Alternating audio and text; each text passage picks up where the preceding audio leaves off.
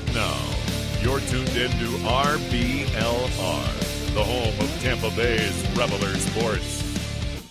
Hello, everyone out there in Tampa Bay and beyond. This is James Knowles coming at you for the RBLR Sports Podcast. I am here tonight to cover the Rowdies. Go figure. Are you surprised by that? Because I don't think my co-host Carlos is all that surprised, even if he is in a new location. Carlos, how are you doing? James, I'm doing well. I love that intro. I'm a big fan of that. I'm not surprised that we're here to talk about the Rowdies. I am in a new location. I'm in the first floor of the Georgetown University Library. Shout out Lowinger Library. Nice little soundproof area down here. No room for noise outside. So we're here. We're live. Not really live, but you get what I'm saying. Move-in's going well. Start off to a new semester, and then yeah, fun times ahead. So James, how are you? What's going on in your life? Yeah, nothing too much. I am looking forward to an event coming up this weekend, which I believe we might be getting to here in a little bit. But to get back to the Rowdies, we can get started there. On Friday night, not Saturday, but Friday night, the Rowdies beat FC Tulsa away in Oklahoma by a 2-1 scoreline. Obviously, that is exactly what we wanted, Carlos, other than maybe a shutout. I think that is perfect for us. Now, no one predicted the right scoreline on our side at RBLR Sports, but everyone other than me got a point. So congratulations to everyone other than me. And we have another game to predict this weekend. Hopefully, I can make up some points here against the Miami FC. Remember, everyone, it is the Miami Football Club, not the other one. And it is another away game. So for this away game on Saturday, August 26th, RBLR Sports will be hosting another watch party at BarrieHaus off the Ybor Strip. Please join us at 6:15. The game actually starts at 7, but if you'd like to be there for the pregame show, join us at 6:15.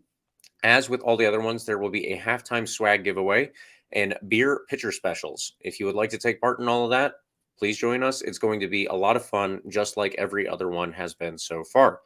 And now, with that out of the way, don't worry, we'll hit it again before the end of the show. Please follow RBLR Sports on social media, including Instagram, Twitter, and Facebook. And of course, please like and subscribe to us on YouTube and all other major podcast platforms. Now, Carlos, could you please take us through the quick recap for this past week's game? And we'll get started on our questions right after that. James, it was a lovely, lovely night in Tulsa for your Tampa Bay Rowdies, as the Rowdies came out with a pretty usual starting lineup with Connor Sparrow in goal, Antley, Kleeman, Guillen, and Areman kind of making up that back line. Jordan Doherty, Ekra, and Charlie Dennis making up the midfield, with Cal Jennings, JJ Williams, and LaCava making up your attacking three. The Rowdies also announced before this game the addition of a new signing, Josh Perez, the nephew of a former Rowdies player from the 80s, current El Salvador head coach. So pretty cool to see that kind of, Rowdies heritage carrying on into the modern era. Lovely to see that. It was a rapid start to the game, James. If you recall, Cal Jennings had a really good look, literally 17 seconds into the game. Ball rolled just wide. There were a bunch of chances early on, actually. Yeah, first opening minutes were pretty back and forth, believe it or not. Rowdies had the better of the chances, but Tulsa actually had a couple good looks, a few good long shots early on within the first 5 minutes. Ultimately, it was the Rowdies that started to come away with the win in the second half with two early-ish goals in the 50th and 59th minute from none other than Jennings and then Williams in the 59th minute. Really, really good start to the second half, and ultimately we would start to control the rest of the game. It really wouldn't be until Tulsa got that kind of lifeline in that penalty in the 76th minute. Goodrum put that away, and those last 14 minutes or so were a bit more intense, I guess, than expected. That 2-0 lead, evaporated very quickly, and the game was entirely different once that penalty got put away by Goodrum. So end of the game a bit more intense than we would have expected going in with I guess if you looked at the rest of the second half, we were controlling the game, and all of a sudden things started getting a bit more active for Tulsa. But ultimately would be the Rowdies that hold on no matter the pressure from Tulsa and come away with 3 points, James. So ultimately, that's all you really need. It doesn't have to be the perfect performance. And honestly, I think it was a really good performance, except for those last 15 minutes or so. And we'd come out with the win in honestly a very tough place to play, very tough field to be accustomed to. It was one of the things that I mentioned I think could play a huge factor, regardless of how bad Tulsa is, even though Right. they're not that bad. The field is huge factor in the game, and I think we adapted very well, and honestly, we're able to play our game, I think, just as well as we have at home. So that was lovely to see. Yeah, after the game, JJ actually ended up getting a Team of the Week nod for this game, so well deserved for him. And that was about it, James. A full 90 minutes of complete soccer, a great Rowdies performance, and ultimately a full 3 points. Not much more to ask for than that. Yeah, no, I think you're exactly right with that. I mean, if you go on the road, obviously that is the goal, is to win just like it is at home, but it just makes it that much more difficult for all the reasons that we talked about last week, and probably all the reasons we're going to get into a little bit this week. But yeah, we always start, Carlos, by breaking this game into halves. I think you can break this game into more than that because of the first, 3 minutes, 5 minutes, whatever that was. Let's do the first half, though, overall, and try and break that down a little bit more. What did you see in the first half? And what did you see in the first 17 seconds, the first minute, the first 2 minutes? How did No, that all go from your perspective? this was night and day in comparison to going away to Pittsburgh a few weeks ago. Yes, exactly, It exactly. was really nice to see early on that we were involved in the attack and we weren't going to let the field and just kind of all the different external factors that could affect us. It was clear that we weren't looking, we weren't expecting that to affect us. Cal Jennings came out literally like you ever seen like bull riding? Those guys that when the bulls just kind of get like launched out of the gates. That's what Cal Yeah, Jennings looked like, literally just storming down the field off of that throw in. Um, really close to putting a goal away within 17 seconds. I think it was like, I don't know, literally inches, maybe inch. It was that close to like skimming the post. Incredible effort from Cal Jennings. And again, like you said, literally like a minute later, Tulsa came back with their own good look and started just kind of adding some pressure. Eventually, it would be Sparrow that kind of knocks the ball away off of a really interesting header that took a bounce. Tough save within 3 minutes. it was. 40 Yeah. seconds later, Tulsa rips a shot from outside the box. That's a really good look into the bottom corner. But again, Sparrow, another great save. He was much more active today than he's had to be in many of our past games, honestly, Yep. on this night. So it was good to see him still in form, despite maybe not having to be as active as he might expect. Or I guess it's a good thing that he's not, having to get involved too much, but it's good to see he can. Yeah, and like you said, the rest of the first half was pretty, I wouldn't say even. I think we had the better chances. I thought LaCava had a surefire goal in the 30th minute. If you remember that, James, it was a great ball played down the I left do. wing by Jan Ekra, I believe, right? Yeah, it was Jan Yeah. Ekra that played that ball down the left wing beautifully right by number 3, the It Tulsa was defender. perfect placement in terms of where you wanted that. Yeah, I mean, it was just perfectly placed right there. It took a nice bounce right into LaCava's run, and yeah, I think he just barely shot it wide. I don't even think Tulsa's keeper got a touch on that, if I'm recalling correctly. I thought he just unfortunately, like, it was kind of a mishit, and then yeah, Yeah, but it yeah, was it was still a very good, obviously a very good chance. yeah. It was one of those chances that you definitely expect LaCava to put away. A player of his quality and a guy that's definitely been getting into good form. It was one of those things where I fully expected that to be a goal. I was already off my couch, like getting ready to scream goal. But yeah, it's unfortunate. It doesn't matter though, because like you said, like we mentioned earlier, in the second half, we'd start to turn up the pressure even more so than in the first half. But those were, I think, the big chances in the first half. Two really good looks that probably should have been goals. Quote unquote big chances on FOTMOB. I'm sure the XG on that is pretty interesting to look at. Yeah, Um, as it stands, just looking at the stats real fast, the Rowdies had 5 big chances on the night, yeah, supposedly. So yeah, yeah. So again, it was lovely to see that kind of pressure and offensive, I don't know, presence so early on in a game where I thought we could be looking at a pretty boring, 0-0 draw type situation or 1-1 draw. So I was very, very pleased to see that, James. Obviously, I'm sure most fans were. Would have liked to see a couple of those put away. But, with how much we were creating, I was fully expecting us to start putting some away in the second half, and ultimately we did. But before we get into that, James, did I miss anything? Do you want to add in, fill in any holes that I might have missed there? No, I think that I just wanted to highlight the play of two people in particular. That was Jan Ekra and Jordan Doherty. Yeah, They great were games. playing in a role that was not like all that different, but just a little bit from what they're used to.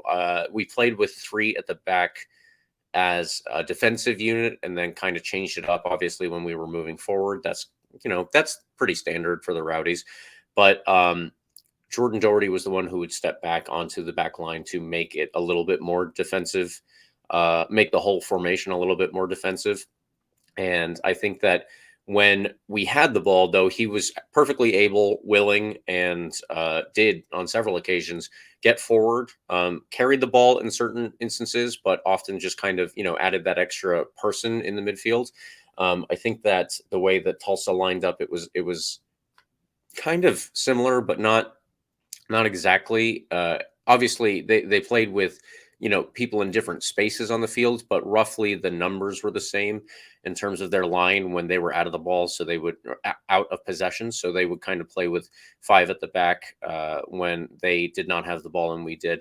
So we had to have somebody kind of step up into the midfield so that we could add at least another number, and then somebody else could step higher. And I thought that was done pretty well in terms of Jordan Doherty's choosing when he should or shouldn't do that. I don't think that he got too many, bad decisions on that, other than maybe, you got to get back a little bit more quickly on those first very early minutes. But Yeah. I don't think that necessarily comes down to him either. I just want to throw that out there. That's, the couple chances that Tulsa has early on, that's not down to Jordan Doherty. That is a bigger thing. But his working with Jan Ekra. Jan Ekra was the guy who was mainly in the center of the midfield, and then Charlie Dennis would be a little bit higher, as we're used to seeing. But Jan Ekra, I thought, did extremely well too. He was facilitating kind of for both players at times. I don't think that was necessarily the case too frequently, because that's a very big job, obviously. But he did do that sometimes, and he was also very good in terms of his carrying the ball forward or passing the ball forward. It was another one where he was very good at picking his moments at which time to do that. But I think that that's something that we kind of expect for Jan Ekra. He's been around for as long as he has. We know that he's a very experienced player, and he's so fit despite being, so much older than most of his teammates. But yeah, he impressed me a lot in this one. I pretty much expect him to. It's almost just like a normal game for Jan Ekra, but it's the fact that he was like so close to being on the score sheet, because he's usually not. That's not the player in the buildup that he is. But he was very close in this game to getting on the score sheet once or twice, including obviously that one from Jake LaCava. It's very unfortunate that did not turn into an assist, but he was even doing, the pass before the pass that became the assist. So I think I saw that more than once on this night. So yeah, I really liked both of them in the first half. But let's move into the second half, because this is where the action actually happens. Yeah, and again, Jan Ekra, that you've been talking about him, and he's certainly a big focal point in the second half as well. Particularly in the first goal, James. I think it's Doherty, kind of stifles a Tulsa attack, chips a ball up, and here comes Jan Ekra in the midfield, bodies off a Tulsa midfielder, and with his shoulder is able to just kind of bump a ball down to JJ Williams, who starts his run early, and sees that kind of play developing. All of a sudden, that one little movement, one little play, and that kind of shoulder bump by Jan Ekra to play the ball into JJ Williams, all of a sudden you have a really, really good looking counterattack. JJ Williams crosses the ball, crosses the midfield with the ball and just beautifully places a left-footed pass right into Cal Jennings' run, slips it by the Tulsa defender, and Cal Jennings just barely with his speed is able to get by the Tulsa defender, slips the ball over the Tulsa goalie, and that's the 1-0 lead for your Rowdies. So again, Jan Ekra discussion translated beautifully into the second half, and it transitioned us beautifully into the second half as well because you're talking about Jan Ekra, a guy that doesn't really end up on the stat sheet that often. And again, on this goal, he didn't either, but he created that play, right? I mean, single-handedly changes the dynamic of where everybody is on the field, changes the dynamic of that play, that whole situation. With his one little movement, he's able to play that ball to JJ, and all of a sudden you're on a really good looking counter attack. So I've been really, really impressed with Jan Ekra. I know I have been guilty of not giving him as much credit as he should have, as we should be giving him, and I apologize for that because I mean these past couple games he's just been playing really, really well, and has been solid all season really.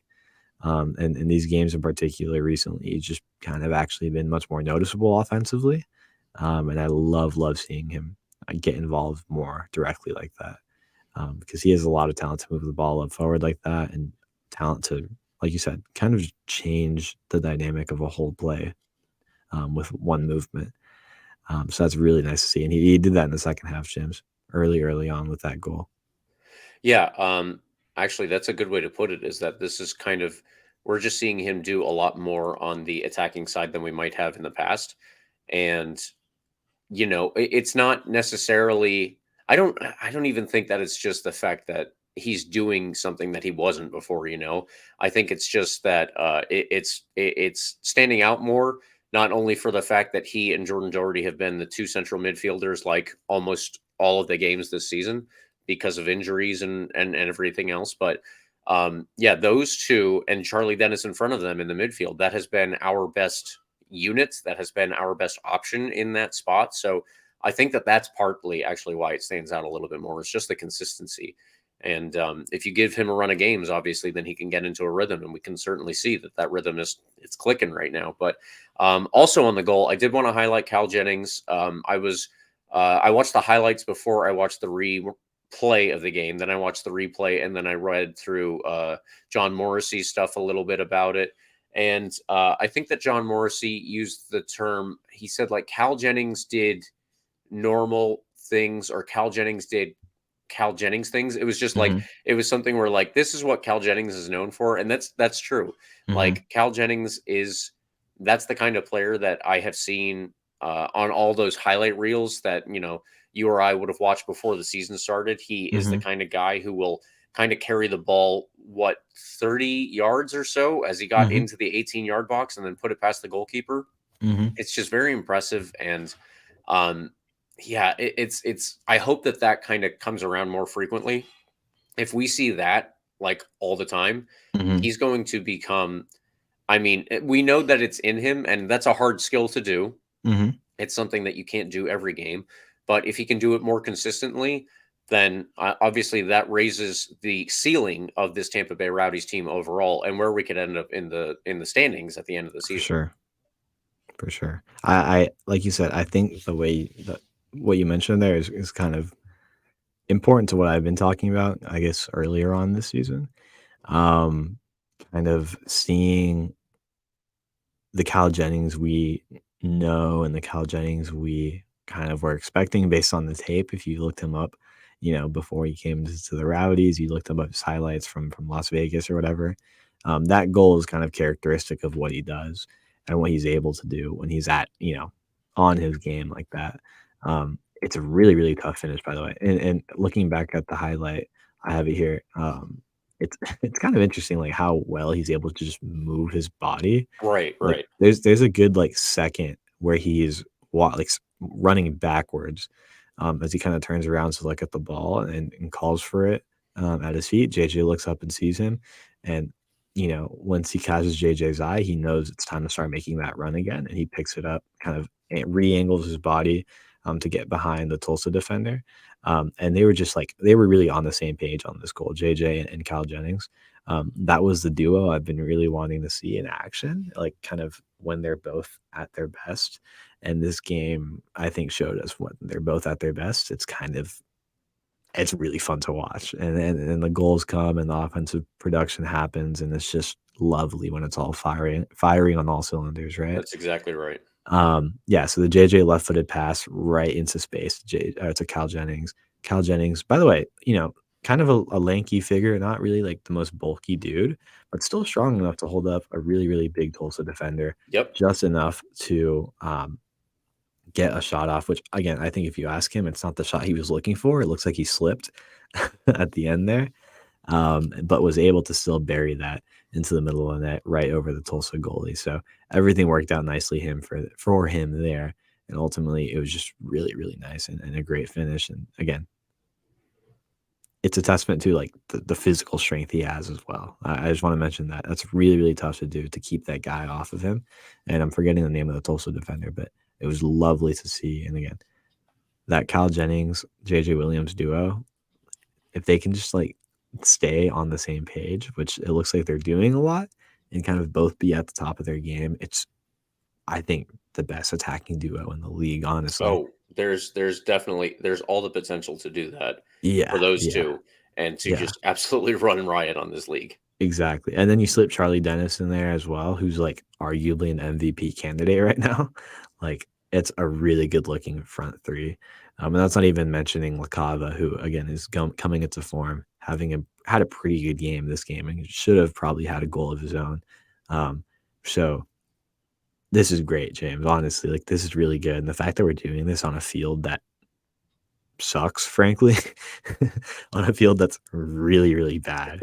And we're able to pull out the win against a solid team, not particularly like elite team or anything in Tulsa, but a solid team Yep. at their home venue, at their field that really they only know how to play at. It's awesome that we were able to do that. So I'm really excited. And this first goal is kind of characteristic of all of that. Lovely, lovely to see. Well, Carlos, let's get into the second goal now because it was only a couple minutes afterwards, Yeah, actually. you're right. And it kind of started from us in a defensive position. And then, It we did, were yeah. able to do a little bit of scrambling, a little bit of that good old last ditch defending. And Mhm. Connor Antley came away with it. He ate up a bunch of space with the ball at his feet.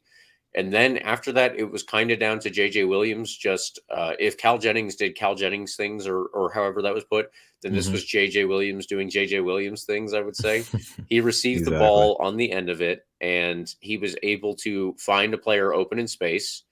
Ultimately, the play that he started didn't really work out, but he was right there to get the ball off of the defender from Tulsa who had won it, and he was in the box, beat one man, and put it in. I mean, this was characteristic of, this is if we're seeing Cal Jennings do what we want him to do, then yeah, this is exactly what I wanted JJ Williams to do as well. Yeah. He can drop deep and kind of provide an outlet in that sense. He doesn't necessarily need to, but he's obviously got the energy. He's got the size to do all of that. And in terms of the pressing, where he just won the ball right off of somebody inside the box. That's exactly what the Rowdies should be trying to do in every game because that's kind of what we're known for is our ability to press off of possession, in addition to our ability to try to possess when we have it. But yeah, I think that both of these goals were really indicative of guys who are in good form, who are feeling themselves, who are very Mhm. confident at the moment. And the other thing that I will say about this, it comes from the USL website, their weekly roundup and their weekly newsletter. The meme of the week, as it were, was it's the man standing behind the tree in the yellow suit, rubbing his hands together, going like, "Ooh, like something's coming up." And it was JJ Williams playing against former teams of his, and I was like, Yeah. "Yeah, I guess that's all you can say, right?" Yeah. Yeah. And by the way, on that second goal, we were mentioning Kyle Jennings earlier. Kyle Jennings also kind of helped too. If Connor Antley kickstarted that play, it was Kyle Jennings that kept it alive.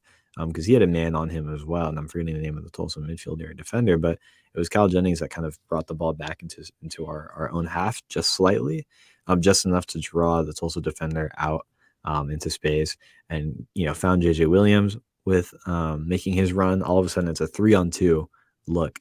with JJ. Antley still making his run. All of a sudden, Antley's kind of in the central central striker role. So it's JJ, Antley, and LaCava.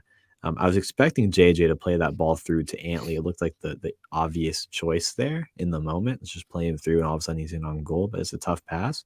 But instead, like you said, he switched the field, found LaCava, and kind of slowed the play up a bit with that pass, but still did enough to find LaCava in space. And LaCava ripped a really good looking shot. But again, like you said, the Tulsa goalie saved it. And then I think you described it really well. This is kind of JJ Williams doing what we expect him to do.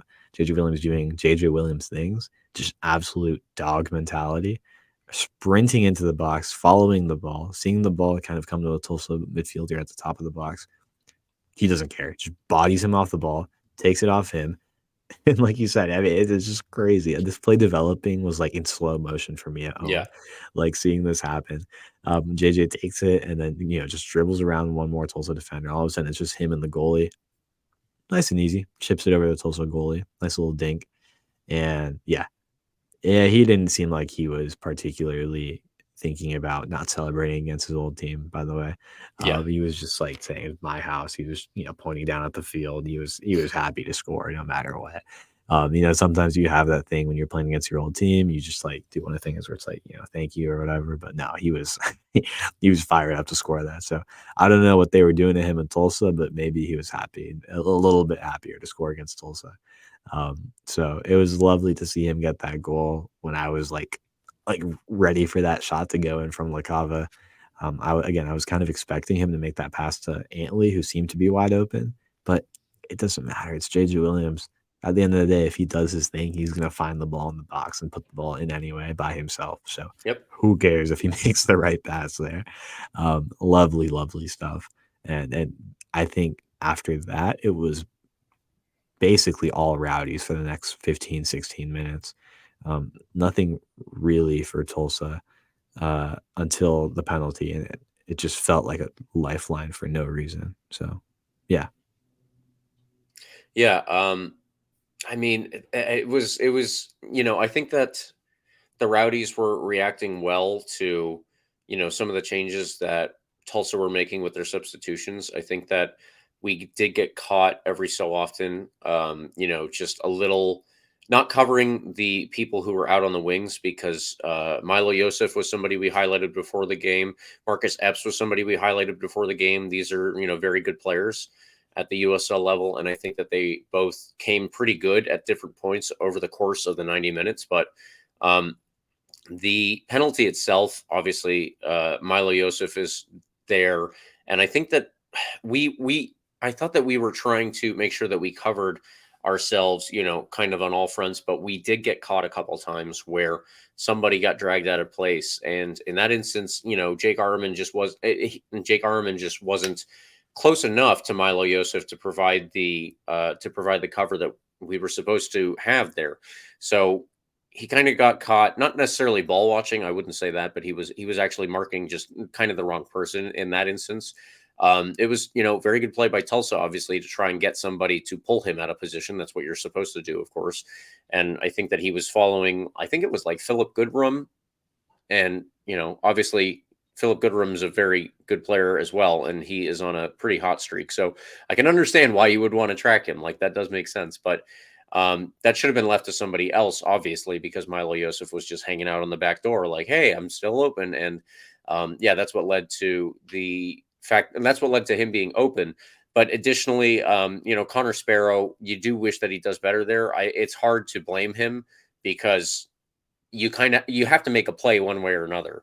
Either you let him shoot from that distance, and you're giving them obviously a very high percentage chance that it might just go in right there, or if you can, get something on the ball and push it away every so often, that does happen. And hey, you're a hero. But in this instance, I guess he was lucky not to, have to deal with any further repercussions because that would be the last thing we need. But yeah, it was a penalty, very clear. No one's going to argue that, least of all me, who does love making a stink with referees. But yeah, that one was fair. So They got their goal. Luckily, I think that we held them off well enough for the rest of the time over the course of this game. I don't think that they came close enough that I was too worried about it afterwards. But am I missing anything from the last 10 minutes or so there, Carlos? What did you see?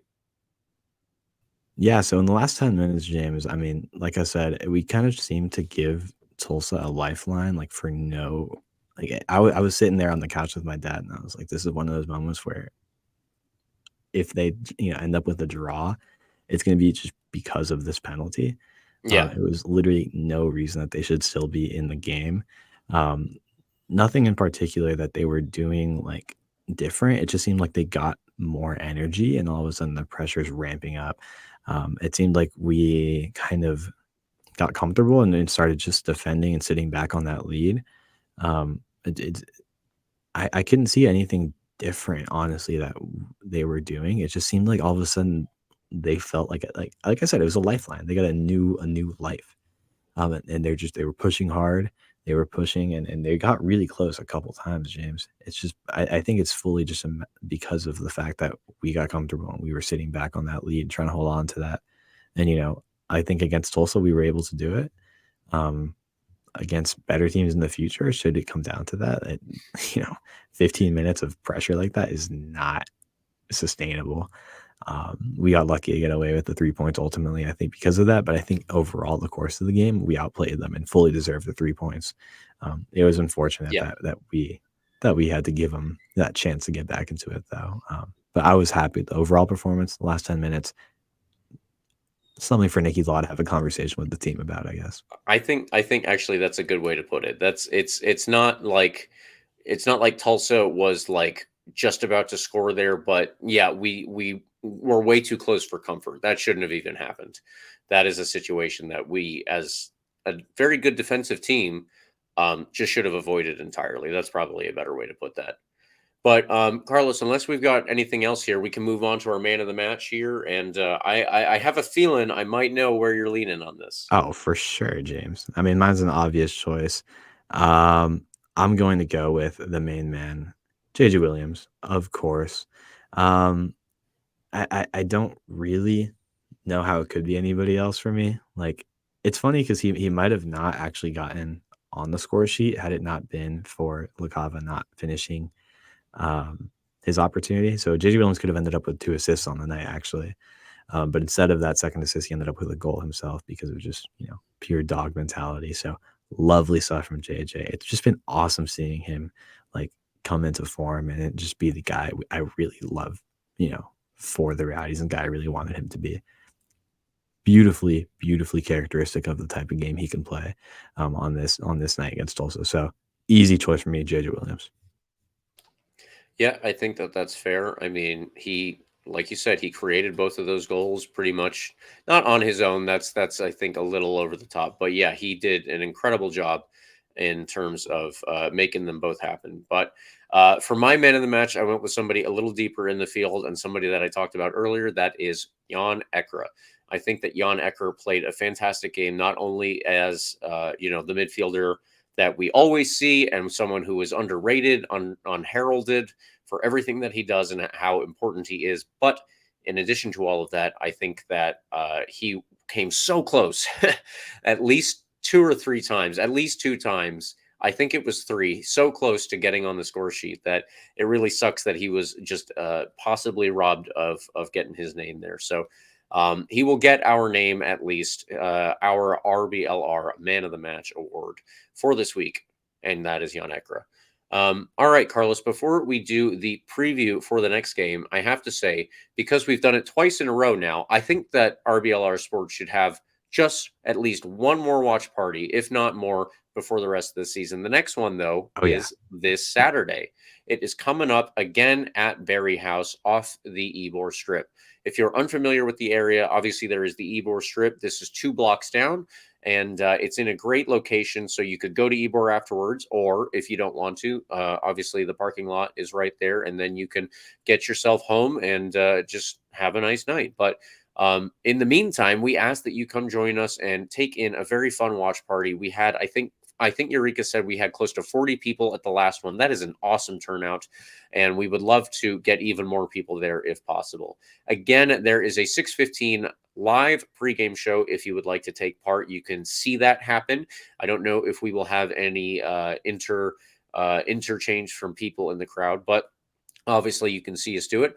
The halftime swag giveaway is something that I'm sure everybody will want to take part in, because who the hell doesn't want free swag? And of course, beer pitcher specials. You couldn't offer anything better. I believe that the Rowdies have a very good chance in this game coming up versus the Miami, which is what we will be previewing here, and that is the game that we will be watching. So please, for one more request, come join us, and we will see you on Saturday. Now, Carlos, if you could, please take us into that game versus the Miami and tell us how it's looking.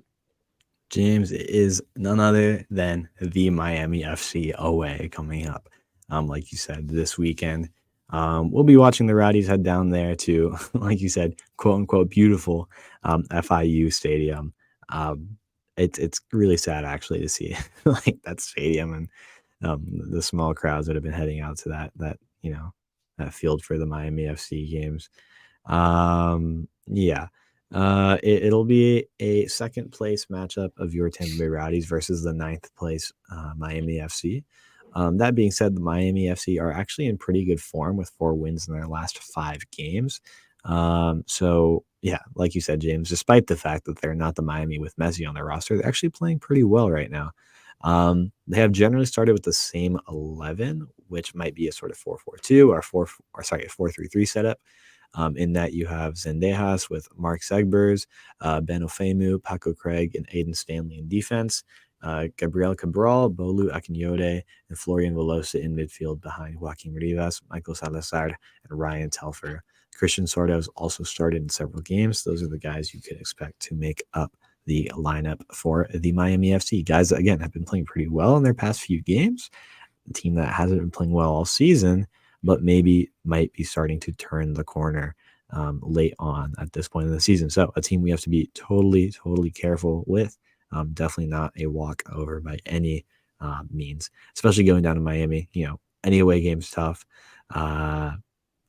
Yeah, I mean, it's a weird field over there too. I'm not going to say they have like a particularly rambunctious atmosphere that strikes fear into the heart of opponents or anything. Right.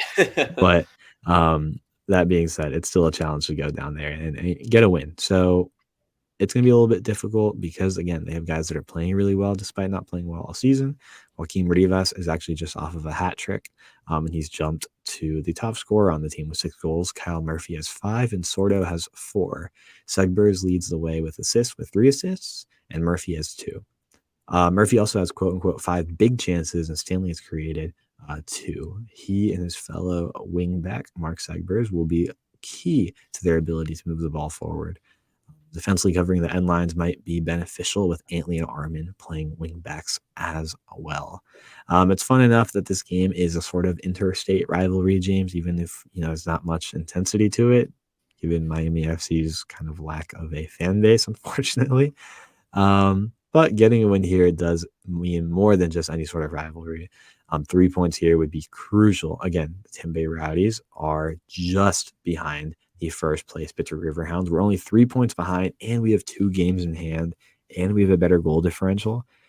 This is a huge opportunity to make a jump over Pittsburgh and kind of, get a lock in on first place with a game in hand. It would be lovely to do that.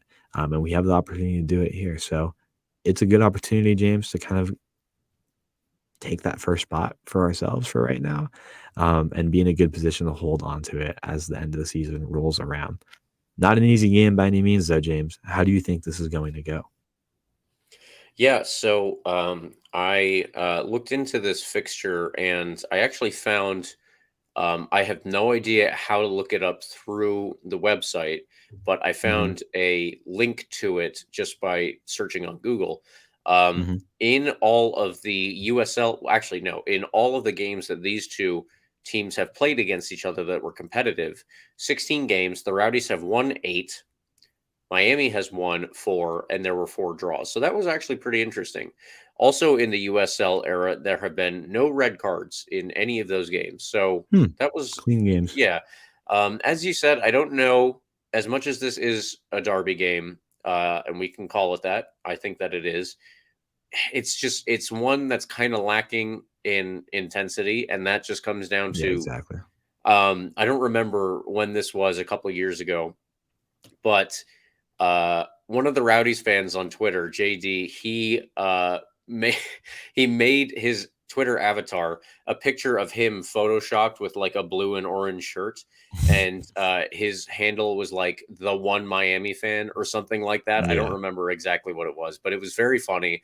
I'd Yeah. love to see that ahead of this game. Either way, JD, if you're listening, I think that you have that somewhere in your arsenal on Twitter, but I haven't seen him do that recently. So yeah, it's just the case that Miami is not that well supported, and that's unfortunate.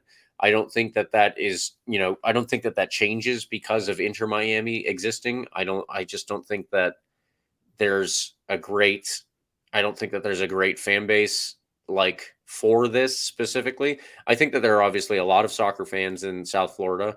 I think that there are plenty of fans who want to support a local team, but you kind of have to do something more than exist Yeah. if we're gonna if we're gonna be not so nice about it.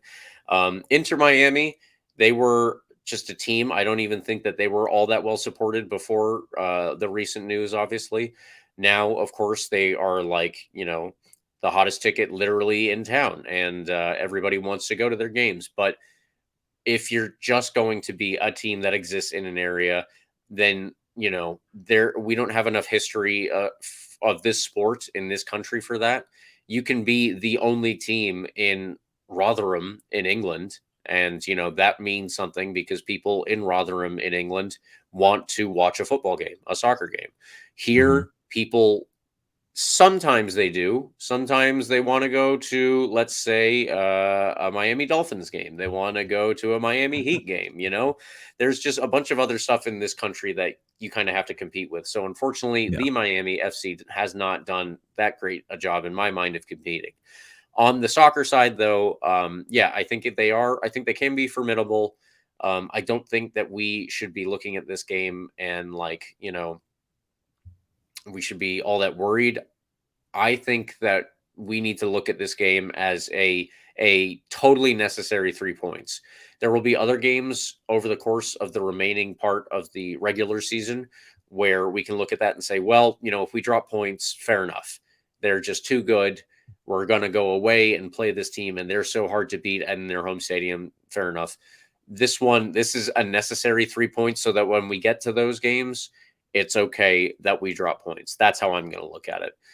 The only thing that I'm worried about, obviously, Miami can spring a surprise, but yeah, the turf that they play on is just so hard. I remember that from Mhm. prior games. I don't Mhm. know how many Tampa Bay Rowdies fans are going down there. Hopefully, they'll get a bus like they have in the past or something along those lines. But if you guys could do anything to soften up the pitch beforehand, that probably would help our guys. I don't know Yeah. exactly what that would entail, but yeah, try and get down there and see if you can do something like that.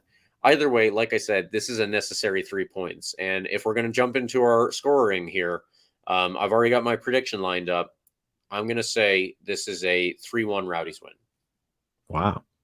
Okay. I was thinking about being the pessimistic one here, and I was thinking about going with a draw just because they're in pretty good form. Well, if you're Started going with to go the pessimistic, somebody has to every week. Yeah, yeah, yeah. No, I mean, and they started this kind of good streak started off with that 1-0 win away in San Antonio, which was pretty impressive. And then they picked up a couple nice wins, hat trick for Rivas. They also did lose at home to Indy 11 recently, and I think Indy 11 is not a great team. I think we are better than them. So if you're being optimistic, then I also have to be optimistic. I can't be the pessimistic one too. I mean, that's your thing. So I'll just be slightly less optimistic. I'll say we go to 3-1. I say we win 2-0 2-0. and shut them Okay. out. Yeah, So I do think everyone has predicted a win then. exactly. Yeah, I do still think we're a much better team, to be honest. I think we should win. I think it's going to be challenging though, and I wouldn't be surprised if this is one of those games that's 1-0 for most of the game, and then we pull away at the end on a counterattack and put a second goal away. So 2-0, but a tight 2-0. It's not going to be a comfortable one for sure. Actually, I could see that too. I mean, most games I could see any score other than maybe the infamous 4-1. I think that's a little rarer than the other Yeah, ones. But yeah. yeah, anyway, to It'll be a get good to game the for sure. other, say what? It's going to be a good one no matter what. I think Yeah. it's going to be a tight game, and I think tighter than we would hope for. Well, hopefully the tight atmosphere does make it a little bit more enjoyable than the last time we had a watch party, which was a 0-0 draw. As much as it was, that was still a very fun time. Yeah, To yeah. get to the other predictions here, producer Eureka has also predicted a Rowdies win. As I said, he gives a 2-1 win. And our guest, Dave at Rowdies UK, thank you for helping us out here, says a Rowdies win as well, 3-0 for him. So, Nice. Carlos, do we got anything on this, or should we move into extra time here? Let's go ahead and move into extra time, James. I think we've covered the Miami FC game well enough. And All looks like right. we're going to win. Everybody's saying we're going to win, so we might as well. We might as well win, right? Yeah, all right. So, yeah, Carlos, if you could get us started on extra time, or I'll get us started, actually. Congrats Go for to Lionel Messi on his 44th trophy, surely the best of all in the League's Cup. I was definitely one of the skeptics on this. I think I still am a skeptic in that it's obviously just like a giant cash grab. But at the same time, let's look at the circumstances real fast and just say Inter Miami before Messi and Busquets and Alba joined the team are last place in MLS, at least last place in the Eastern Conference. I think last place in the whole league. They're an awful team. They have nothing going for them. And, Messi signs on. He doesn't start their first League's Cup game. He comes on as a substitute because he had just joined the team like a few days beforehand. And he scores an absolute, Lionel Messi, crazy, incredible goal off of a free kick to put them past FC Dallas in literally, I think the 89th minute, some very, very late time in the game. Obviously, that was huge. So they go on there and they play another 5 or 6 games. I forget how many it is. And somehow this very bad team, has gone on and won against all of MLS and all of Liga MX in Mexico, which is definitely, by the way, a better league than MLS. It's just kind of wild to see from afar. I appreciate how ridiculous the tournament was, but So I will ridiculous. say I'm still a skeptic because it is also ridiculous on the on everything that is off the field that makes it absurd. But it was the on the field absurdity that kind of drew me in a little bit. I think it was rigged. It was crazy stuff in there. That FC Dallas game was so wild, by the way. Just 2 own goals on both sides, just insane. It was a ridiculous tournament, but it was entertaining at least. I'll give them that. Yeah, James, other than that, other piece of news in the world of soccer was the Spanish women's national team that ended up coming out with the World Cup title over in Australia and New Zealand. So that was a fun tournament. Unfortunate that it has to come to a close, but all good things come to an end. Yeah, honestly, I was fully expecting the English national team to start running away with it after the Oh, US really? got knocked out. They just looked so good. They looked like they were so confident, firing on all cylinders. But it was the Spanish women's national team that kind of put a stop to that. And yeah, came away with their first ever World Cup title. So that was really, really fun for them to see. Sorry, it was fun for fans to see, and obviously a great title for their country as a whole. Yeah, I think it was the whole tournament was just a great promotion of women's soccer. It Absolutely. was super entertaining, and I loved every minute that I could watch, even though the times were a little bit absurd. 3 in the morning, 5 in the morning, 2 in the morning games. It was fun to watch, and I'm looking forward to the tournaments that are a bit easier to wake up for, I guess. That's fair. But yeah, overall fantastic tournament, and congratulations to Spain for sure. Yeah, the only thing I will say after that, because the women on this team deserve all of the praise that they are getting right now. But unfortunately, there's a lot of negativity that goes along with that because of the problems going on with the federation. And I didn't really want to bring this up, but it's something that I think that you can't really talk about them winning without highlighting the problems here. Right now, Spain is coached by a man, Jorge Vilda, whose dad runs the entire women's side for Spain, like within the federation. Previous to this tournament, there were 15 players for the Spanish women's national team. They're called Las Quince, and they were protesting something about the the male coach of their team. I don't know exactly what it is they were protesting because that has not really come out yet. The nature of the protest is just, they won't play for the national team until he's gone. We don't know exactly why, like I said, but it seems, obviously something is there. Three of them came back to join the team over the course of the protest starting to the World Cup starting. And so 12 players for the national team, several of which could be clear and obvious starters, were not there. So it's kind of interesting to think about what the Spanish women's national team could look like if they had all of the players available to them. That's, kind of scary also.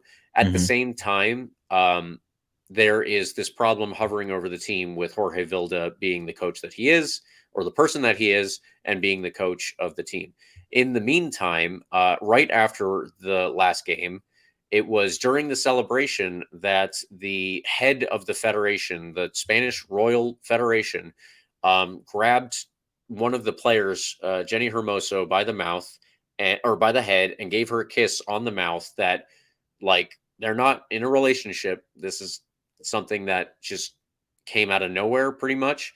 And her reaction afterwards was like trying to play it off in a sense that I think it was like, what do you want me to do here?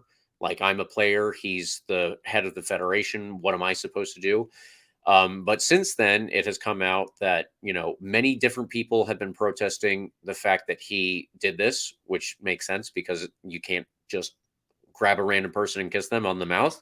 I think that if anybody asked him if he would do that for a man, he would react in a certain way that proves that this is not a normal thing.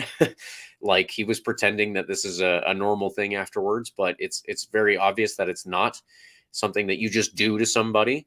I think that she has spoken out today that there are people on her side, like the union of women's professional soccer players, who are speaking up on her behalf. So all of that being said, there are people asking for him to step down. In his apology post, he said, it was a very I'm sorry if you were offended kind of thing. He kept saying that, it was very normal and there was no bad intention, but people seem to be offended, so I should apologize for that. That doesn't really count to me as an apology. I don't have much of a voice in this because, we just do a small podcast covering the Tampa Bay Rowdies, but I did want to say, at least, if you have heard about this, if you haven't heard about this, it's a very unfortunate problem that there is something, this problem exists all over the women's game. Literally, right after the World Cup final, the head of your federation feels that he can come and kiss you on the mouth and it's not a problem for him. Like, he doesn't even see that there's an issue with it. That's kind of the problem in and of itself.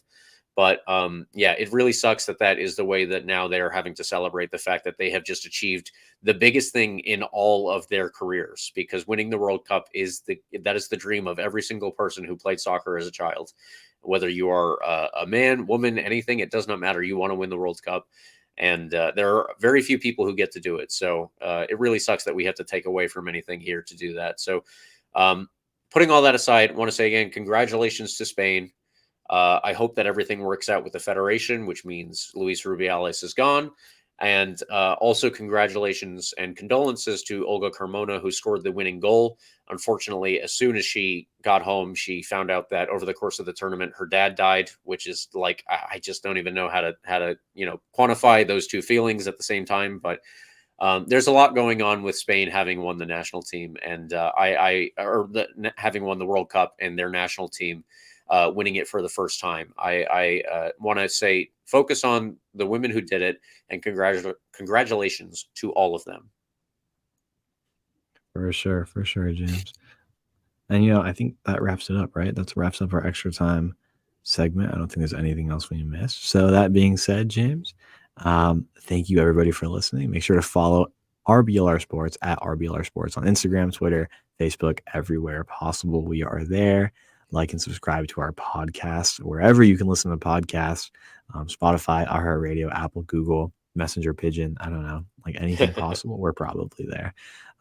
Give us a like and a follow on social media and subscribe to our podcast, James. Anywhere they can find you on Twitter or Instagram or wherever, James. Yeah, I am mostly on Twitter, and my handle there, if you would like to reach out to me or just follow me, at RBLR James K. I don't post a lot, but I do follow a bunch of things. So maybe we will have some stuff in common. There you go. I'm at Carlos GPA10 on Twitter. I've been tweeting a lot about Georgetown basketball recently just because it's exciting times and everybody's excited about the world of college basketball starting up relatively soon. But we're back to your regularly scheduled Rowdies content. Now we got big game coming up. Again, a big opportunity. And I'm looking forward to watching that. Yeah, and all of you should be watching that at the RBLR Sports watch party. So it's going to be a good time. James, anything else I'm missing? No, yeah, I just wanted to reiterate, obviously, please join us at the watch party. We're going to make this, a regular thing. And the way that we do that is we keep doing it and keep building the base of people who want to join us. So if you want to be 40 people who showed up, if you want to be 50 people that showed up on Saturday, please do that. And we will see you there. In the meantime, come on, you Rowdies.